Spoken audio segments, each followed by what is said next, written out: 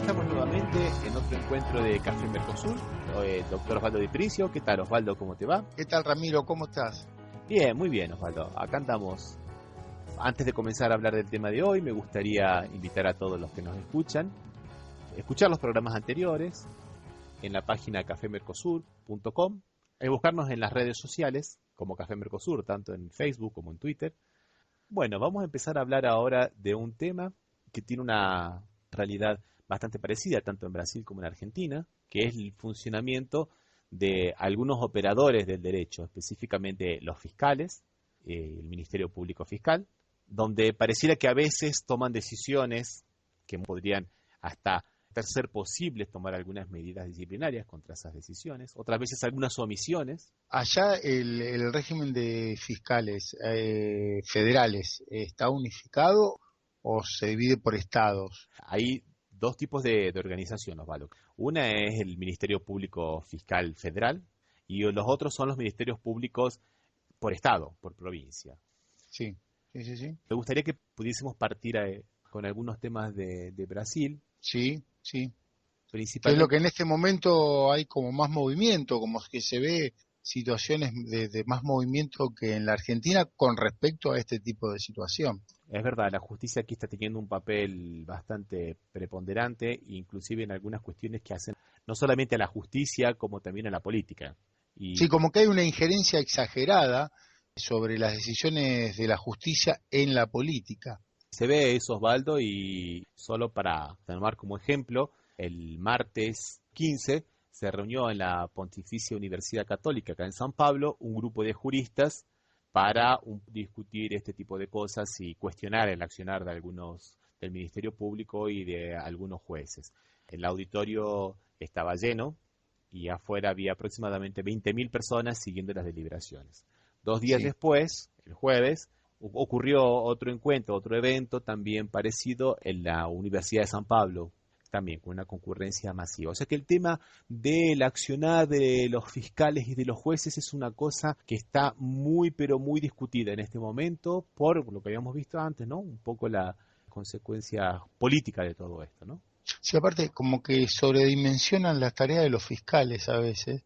El fiscal solamente lo que tiene que hacer es la investigación del caso y a veces parecería que llevan adelante toda la causa. No solamente eso, como también los medios de comunicación los están colocando en un lugar, en una especie como de pedestal de los justicieros salvadores de la patria. Un poco me gustaría que partiéramos un poco de lo que ocurrió el jueves 10 de marzo, cuando 3 fiscales, entre ellos Coserino y José Carlos Blatt, acusan al expresidente Lula da Silva de lavado de dinero y asociación ilícita y le piden la prisión preventiva. El periodo de prisión preventiva y los hechos que supuestamente describen la comisión de estos delitos son más hilaciones que descripción de hechos. Y tanto hace más a la imaginación del fiscal que realmente a hechos objetivamente probados, diríamos. Lo dijo la jueza cuando denegó el pedido de prisión preventiva. La jueza dijo, en la acusación no se detalla cuál es el origen, cuál es el motivo, y apenas se dice que ocurrió. Y no se indica por qué los denunciados habrían cometido estos delitos. Eso es lo que dijo la jueza, más allá de que toda la comunidad jurídica estaba en desacuerdo con la decisión, con el pedido, diríamos. Pero principalmente por el contenido del pedido. Un jurista, solo para citar uno de ellos, el jurista Walter Mayerovich, dijo, no tiene nada de concreto, este pedido raya lo absurdo, le falta la justa causa. O sea, y muchos otros dijeron que no tenía fundamentación jurídica ni nada por el estilo. Lo que pasa es que este fiscal Coserino ya había adelantado a la revista Bella, a ver si ¿me podría decir más o menos Bella comparativamente con qué revista argentina o con qué medio argentino podría ser para que la gente tenga un poco la dimensión de lo que es Bella? ¿Qué sería Bella comparativamente con la Argentina? Como revista Noticias. Pero este buen hombre, el fiscal, en una nota que fue de Bella, dijo y adelantó la decisión que iba a tomar más adelante. En realidad lo que iba a solicitar más adelante, porque la decisión no la toma él, la toma el juez. Sí. Todavía, ¿no? Sí, todavía. Sí, sí, fue él que adelantó que iba a pedir el procesamiento de Lula y que lo iba a acusar porque tenía las pruebas y todo ese tipo de cosas. O sea, Bueno, acá nosotros tenemos también la misma situación. Tenemos el caso del fiscal Sáenz, que estuvo presente solamente como un apartadito de lo que vos estás contando, pero después seguís con lo tuyo, con lo que pasa allá. El fiscal Sáenz tuvo la situación de participar en todas las marchas que se hicieron por Nisman, como si lo de Nisman hubiese sido un homicidio. Y después, cuando le toca ser fiscal en la causa, dice lo mismo que había dicho antes, o sea, ya había prejuzgado, lo cual tendría que haberse por lo menos evitado dar su opinión. sí, por lo menos, ¿no, Osvaldo? Por lo menos evitar dar su opinión. Pero eso parece que es una constante en muchos operadores del derecho. Por ejemplo, bueno, Sí, contemos un poco. Lula fue designado ministro sí, por Dilma Rousseff y la oposición se opuso a eso. Y aparecieron varios pedidos liminares para que esto no ocurriera. Siguiendo la misma línea, sí. el juez Itayiba Catapreta Neto dio la cautelar 5 minutos antes de que le hayan atribuido la causa. Sin Esto que tener la causa ya había dictaminado que no podía ser ministro. sí, o sea, esto tiene que ser investigado, fue acusado por un camarista, porque está todo en el sistema electrónico, y él 5 minutos antes de recibir la causa ya había dado la cautelar suspendiendo la toma La la asunción, asunción de Lula como ministro. Y un día antes había participado de las marchas contra el gobierno. igual que el amigo Sáenz. Igual que el amigo Sáenz. Es que son operadores que no tienen esa idea de que si tienen posición tomada no pueden. ¿Te acordás cuando estábamos en la facultad y estudiamos la imparcialidad de la justicia, que era imparcial e imparcial? No era ni No, parte ni tenía que decidir. eran las famosas 3 I, imparcial, impartial e independiente. Claro, bueno, acá se ve que fue una de otra facultad. Inclusive a veces de algunas posiciones parecen que están en la línea casi con el cinismo, porque al día siguiente, cuestionado sobre esto, sobre las fotos que aparecieron en el Facebook y sobre su perfil del Facebook, que inclusive tenía una imagen que supuestamente remitía a ¿A consignas, estas marchas? No. no, a las consignas del macho francés, No, igualité, fraternité, fuera PT. fuera PT, formaba parte de la tres. El Ese, blanco, rojo o el azul, ¿cuál de los tres colores era? Fuera PT. sí, uno era fuera PT. Y él dijo que no, que él realmente podía ser imparcial porque una cosa es lo que él opinaba como ciudadano y otra cosa es lo que él opinaba como juez. Ah, o sea que el ciudadano no es juez, está bien. Me gustaría mucho a mí tener esa capacidad para poder discernir lo que pasa de un lado u No, otro. y poder separar la personalidad, es decir, yo opino esto como persona y lo otro lo opino desde otro punto de vista. Soy alguien distinto, Bueno, la Cámara Superior que dejó esta cautelar de lado, de lado. sí, que Pudo asumir, efectivamente, Lula. Lula, ¿qué cargo asumiría, Ramiro? A ver si nos podés y desasnar un poco. sería el ministro de la Casa Civil, que es el ministro, digamos, de la articulación política, es una especie casi de primer ministro, es uno de los ministerios más Sí, fuertes. o ministro coordinador, que se llamó en una época. Exactamente, eso mismo. Bueno, y la O sea, Cámara, como un ministro que en realidad no tiene ninguna cartera individualizada, ¿no?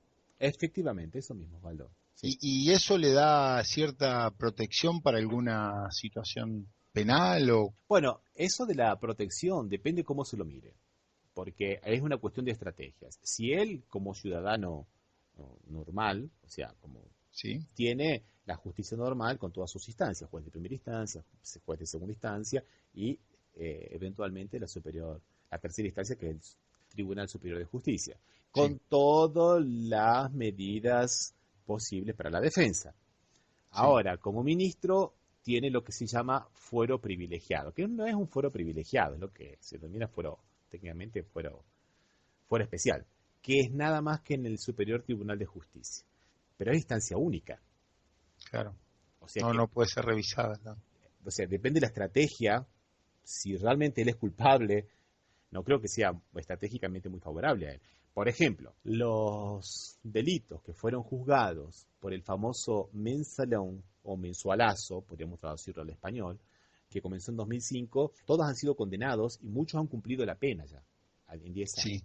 Mientras que otros procesos que se lo mandó a primera instancia todavía no llegaron a segunda instancia, por todos los recursos y todo eso. O sea que... Sí, sí, digamos, o sea, medio al borde de la justicia, diríamos, son las chicanas que se van planteando en el transcurso del proceso. Al haber un solo, o sea, una sola instancia, es más acotado la posibilidad de establecer alguna chicana o alguna oposición a algo. En cambio, cuando son 3 instancias, te dan más posibilidades. En cada instancia, tenés la posibilidad de plantear algo distinto. Efectivamente. Pero volviendo a nuestro amigo el juez Itayiba Catapreta Neto, la misma Cámara que dejó de lado su liminar dijo que no había imparcialidad en la decisión. Sí. Así que parece que esta gente no tiene un celo muy grande por la cuestión de la imparcialidad y La imparcialidad y la independencia. Todas las I. Todas las I. Un poco lo que pasó con Sáenz, ¿no? Sí. Que me comentabas vos, Osvaldo. Sí, sí, había tomado una posición y después cuando le tocó ser fiscal en la causa no se excusó ni nada, sino que directamente siguió como si nada, con el agravante que inclusive los argumentos que él usa son los mismos que utiliza una de las partes, o sea, que hace un copiar y pegar, o Sí. cortar y pegar, diríamos.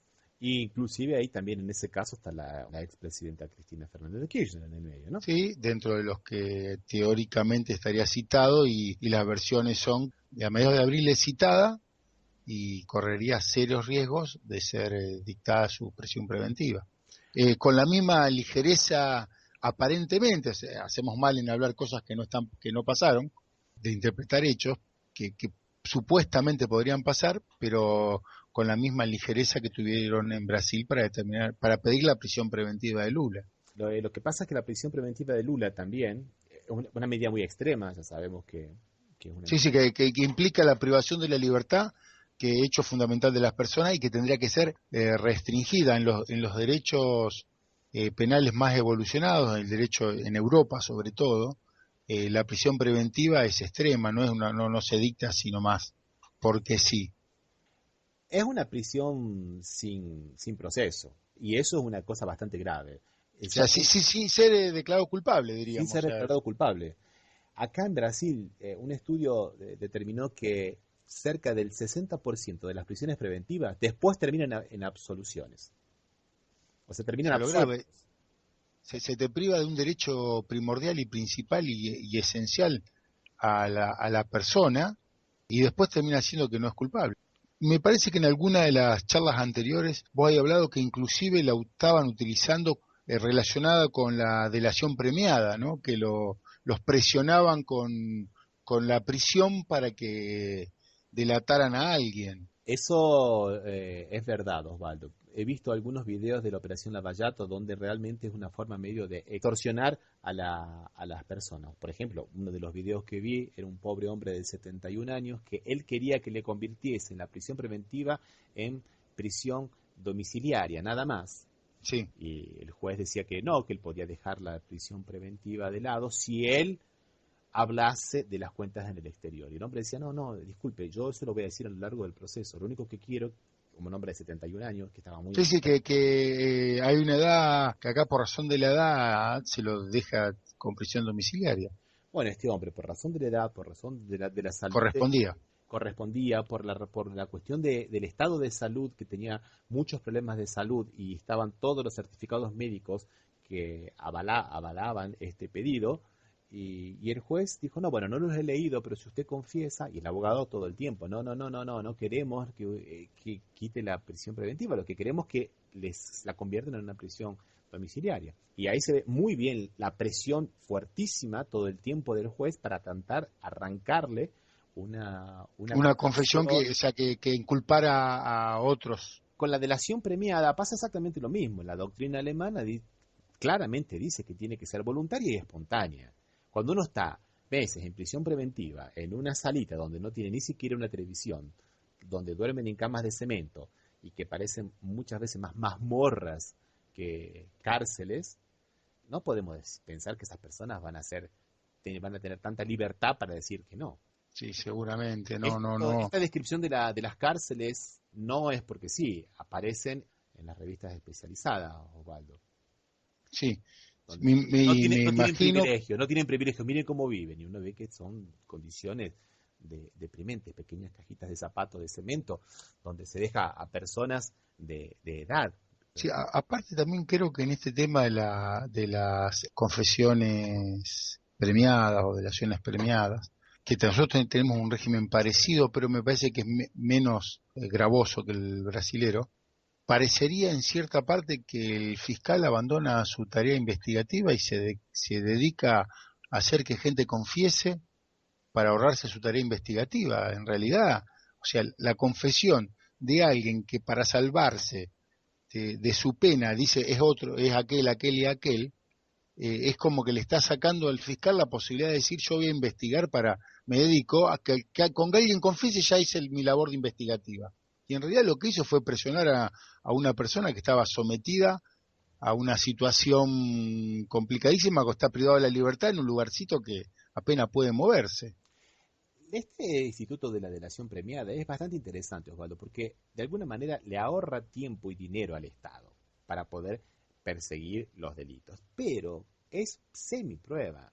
No, Sí, sí, es principio de prueba, o sea, diríamos. el Estado no puede simplemente basar su acusación en esto, o sea, que tiene que seguir investigando por otros medios. Eso tiene que quedar claro. Bueno, acá no estamos diciendo no a este instituto, pero tiene que ser No, con las garantías y de una forma, y que es una semiprueba. Tiene que haber otro tipo de pruebas que puedan... si hay otras pruebas que complementen, ¿no? Pero muchas veces parece que solamente la única prueba que hay es lo que confesó alguien. Sí, Para salvarse, o sea, la confesión no que uno lo hace como en un estado de necesidad, digo, quiero confesar porque siento demasiada presión. No, no, confieso para salvarme de que a mí me sancionen. sí, O sea, el premio a que evitar, porque no, ¿por qué se llama delación premiada? Porque si yo confieso, tengo un premio, es que a mí no se me aplica la pena que me correspondería. sí, Osvaldo, como es verdad, como decías, es una institución nueva y una institución difícil y que realmente tiene que estudiarse y aplicarse, ¿no? Decimos, eh, No, que evidentemente tiene utilidad en las investigaciones, pero a veces parecería que con cierta holgazanería los fiscales solamente se limitan a hacer que alguien confiese, y eso no es investigar. bueno, entonces esto tiene que ver un poco con este instituto que va bastante delicado y que habría que analizarlo muy bien, no nosotros, ¿no? Pero sí de ley referenda, ¿no? Hacer algunas puntualizaciones. Y también tiene que ver un poco con la cuestión de la banalización de la prisión preventiva que estábamos hablando, este pedido a Lula que se le hizo, ¿Sí? y un poco también de cómo construimos al otro, cómo nosotros vamos a pensar que hay un nosotros, una parte sana de la sociedad, y los otros, que son la parte enferma del cuerpo social, ese que hay que de alguna manera alejar, colocar en un lugar, recluirlo, y ahí vamos construyendo las cosas, ¿no, Osvaldo? Sí, acá hay una frase que se suele usar, vos la habrás escuchado muchas veces, que decir, es gente como uno, dice uno. Gente como uno, gente Gente como... como uno, ¿qué significa? Que nosotros somos los buenos. Sí. Los que no son como uno son los malos. Siendo un poquito el pedido de prisión preventiva de los fiscales Coserino y Blatt, ahí se hace una construcción de Lula y del Partido de los Trabajadores y unas calificaciones que podemos ver claramente cómo se construye este otro. Cuando ellos dicen que el Partido de los Trabajadores es una fuerza partidaria que mueve grandes grupos de personas que promueven tumultos y altercados O sea, generalizados con agresiones a otras personas. el PT tendría como finalidad producir tumultos y agredir a las personas. Claro, casi como una, digamos, como si fuera el ETA, Sí, sí, sí. casi como si fuera Aparte IRA, ETA. parecería que su única función fuera hacer eso, entonces se merece o sea, el escarnio público Sí. sí, o la represión, no sé a qué apunta lo que dicen estos muchachitos. Inclusive sigue, dice, trayéndole a verdadero caos al tan sufrido pueblo brasilero. O sea, un cáncer que hay que extirpar, ¿no? Porque le trae un caos, produce el caos. En otro momento dice que los apoyadores y fanáticos del denunciado expresidente de la República, Luis Ignacio Lula da Silva, fueron y agredieron, crearon tumultos y agredieron a otros manifestantes y personas que se encontraban de forma democrática en el local. O sea, los que fueron simpatizantes del Partido de los Trabajadores, que fueron al mismo lugar que estaban los otros, Sí. eran los fanáticos. Son los que crearon problemas, cosa que no es verdad, se ven en las imágenes. Y los otros eran personas que se encontraban democráticamente en el local. Y después en otro momento dice que que es toda una red violenta. O sea, hay claramente una construcción del otro que no demuestra que haya mucha imparcialidad en la figura del promotor que lo pide, ¿no? Sí, sí, sí, indudablemente. O sea, el otro, el malo, o sea, carece de cualquier virtud, aparte, ¿no? Sí, Es la lacra de la sociedad, parecería. es la lacra de la sociedad. Bueno, y sin pensar que este fiscal concerino no era el fiscal natural tampoco, ¿no? Ah, era una comisión especial, casi. No, no era una comisión especial. Él mismo empezó a investigar por sí mismo en un caso que no le correspondía. Los abogados de Lula llevaron este caso al Consejo Nacional del Ministerio Público y bueno, y nuevamente tomamos esas decisiones que son más políticas que jurídicas, en lugar de tomar una medida disciplinaria. ¿Qué ¿Con hicieron el fiscal? con el fiscal? ¿Qué hicieron? Sí. Bueno, ni para uno ni para el otro. Dijeron que era verdad, que no era el fiscal natural y que había tomado el caso de forma irregular, pero que esto iba a valer solo después de la acordada. O sea, lo que se dice en Brasil, ganó más no leva. O sea, ganaste, pero el premio no te lo llevas. Claro. Sí, sí, o sea, se reconocía que no era que no era el competente, pero bueno, que investigue. Que investigue porque esto iba a valer de ahora para adelante y no para atrás. Parece que estos fiscales inclusive actúan fuera de las normas reglamentarias, ¿no? Sí, Sí. y una pregunta que me gustaría hacerte, un poco haciendo un parangón con lo que está pasando acá, que en los últimos tiempos, históricamente, pero vamos un poco para atrás, históricamente Argentina tiene una tradición de que no había y la justicia no intervenía en cuestiones políticas, salvo que se cometa un delito, que haya alguna cuestión que lo justifique. Pero en los últimos tiempos ha habido varias decisiones judiciales que afectaban decisiones exclusivamente políticas, a tal punto que una jueza con una tradición larguísima, la jueza Servini de Cubría, que viene de la época de Menem, había determinado cuándo terminaba un periodo presidencial y cuándo comenzaba el otro. Es como que dijo cuándo es la Navidad y cuándo hay que festejar la Navidad. Se ve una influencia que antes no había. Allá está lo mismo, parecía que la justicia, porque escuchar que un juez o un fiscal diga que Lula no puede asumir como ministro, cuando la asunción o no asunción de un ministro es una cuestión meramente política, parecería que fue una influencia muy grande. Es lo que está pasando aquí en Brasil. En realidad pasó con este juez que habíamos visto, el juez Catapreta Neto, y después con Sí, otra jueza de Río de Janeiro que también una cautelar que cayó porque exactamente la Cámara dijo eso, que era una medida política y que no estaban probados cuál sería aquí el ilícito para que no se pudiera desarrollar ¿cómo es? Esta asunción y que los actos administrativos se presumían legítimos y que había que probarlo y acá no se mostraba la legitimidad. o Era sea que básicamente hay eso. una cámara coherente, diríamos, por Hay lo una Cámara menos. coherente, el problema es que no son todos los jueces coherentes, porque Lula no asumió todavía como Ah, ministro. ¿no pudo asumir todavía? No pudo asumir como ministro porque el ministro Gilmar Méndez, una persona que ya ha dicho que el PT es una cuadrilla de ladrones que ha tomado posesión del gobierno y es abiertamente contrario al Partido de los Trabajadores, dijo que esto era un ilícito atípico y por eso no ¿Y qué permitió sería un ilícito atípico? ¿No lo explicó? ¿No tuvo y lo una explicó intervención doctrinaria?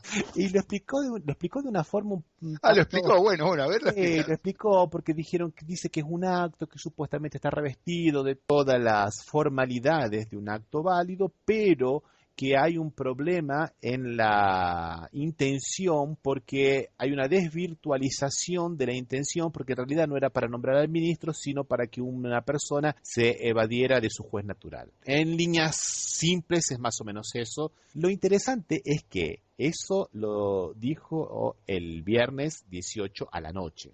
Sí. Y el jueves 17, un día antes, ya se había opuesto en una sesión del Superior Tribunal de Justicia, diciendo que no podía permitirse ahora que Lula asumiera porque no podían colocarle un tutor a la presidenta. No podíamos tener una presidencia tutelada. En palabras más, en palabras menos, dijo eso. Y apareció en todos los canales de televisión diciendo eso. O sea, él ya tenía una opinión formada. Sí, sí, una posición sobre el tema y Y después, claro, recibe este pedido de cautelar y él no se aparta. Y bueno, y ahora lo van a apelar. La Abogacía General de la Unión está pensando cuál es la mejor estrategia para ver si por fin Lula asume. De cualquier manera, se calcula que hay 50 pedidos de cautelares en varios jueces federales del país. Esto me hace acordar un poquito lo que pasaba con las cautelares del Grupo Clarín. ¿Te acordás, Osvaldo? sí, sí, que se iban dictando, la dictaba un juez de Bahía Blanca, con una cierta tradición, la dictaba un juez de otro lugar, sí, sí, sí, iban dictando varios jueces, iban dictando la cautelar, por lo cual impedían que se pueda aplicar una ley, como era la ley de medios. Bueno, así como en Argentina no se dejaba aplicar la ley de medio, aquí parece que no lo quieren dejar asumir Asumir a Lula. a Lula. Otro parangón parecería el caso de Milagro Sala, le damos la libertad por una denuncia y en el mismo momento le dictamos la prisión por otra denuncia distinta. Esto es O sea, interesante. las historias se repiten, parece, ¿no?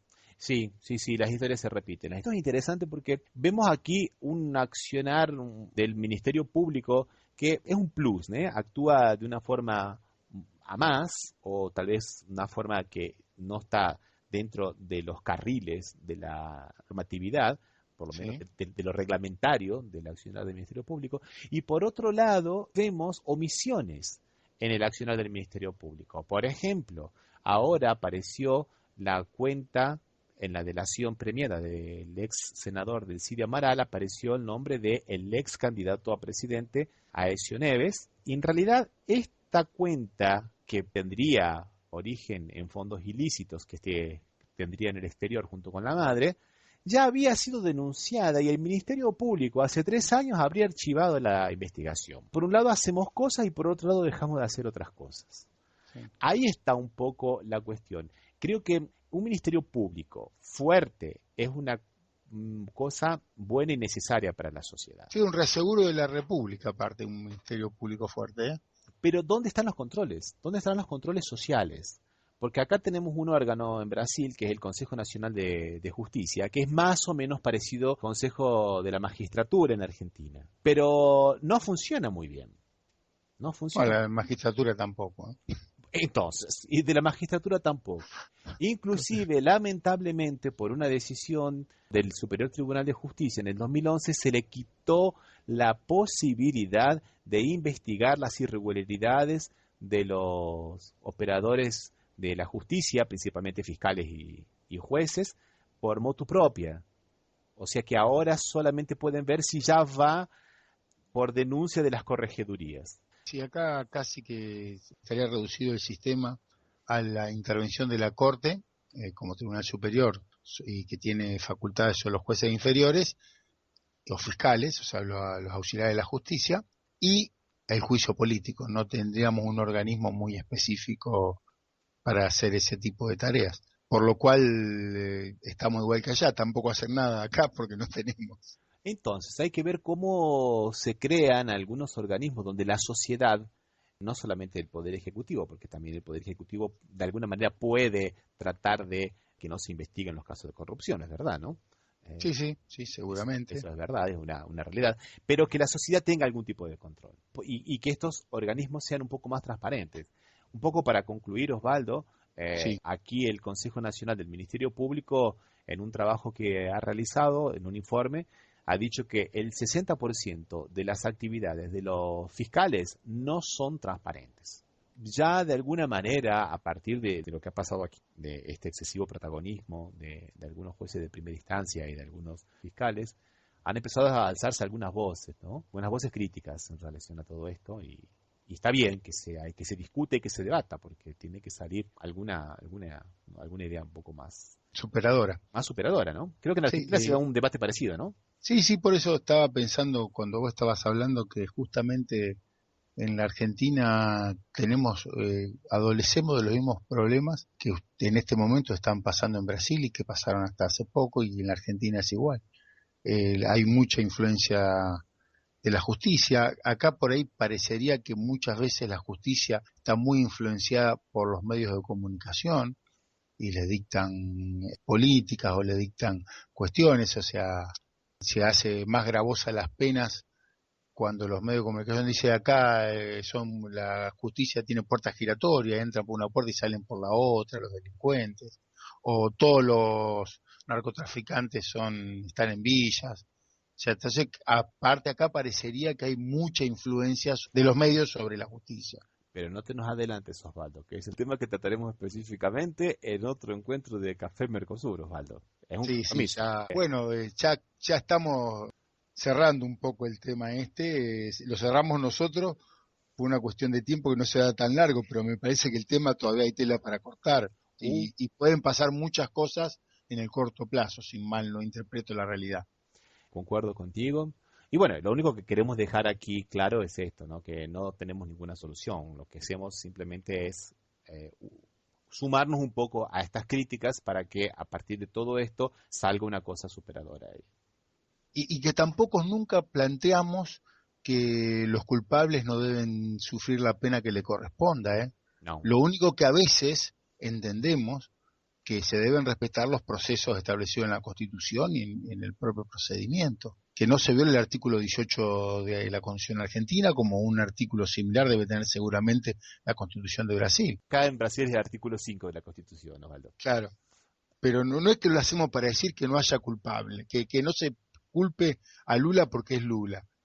Que se lo culpe si corresponde, pero que se llegue el procedimiento. Bueno, Osvaldo, dejamos Dale. por aquí entonces. Nos encontramos en el próximo encuentro de Café Mercosur. Bueno, esperamos el próximo con algún otro tema de actualidad que abarque o que contemple la realidad de los dos países. Un abrazo, Osvaldo. Hasta la próxima. Un abrazo, Ramiro.